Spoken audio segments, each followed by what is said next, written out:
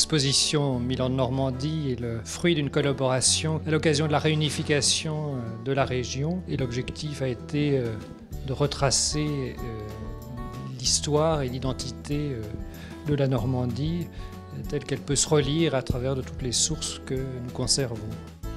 C'est l'aboutissement d'une très longue période de travail collectif qui s'est concrétisée à travers des dizaines de réunions de travail dans les cinq préfectures normandes pour arriver à cette exposition et à la publication qui l'accompagne.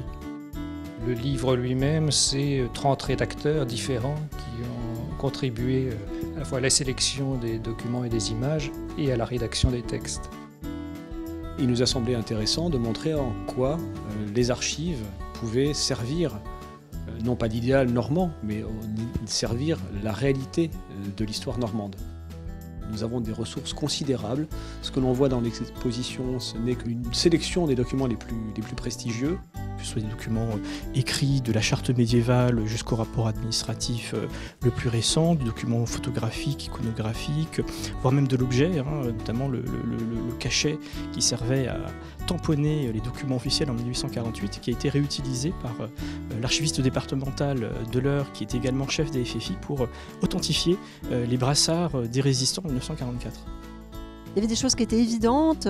Je savais que la charte de fondation d'Abbaye aux Hommes de Caen ou la charte aux Normands allaient être des musts. Mais après, sur certains sujets, on manquait un peu de choses, où il fallait qu'on se concerte un peu avec les collègues pour savoir qui allait représenter Thérèse de Lisieux.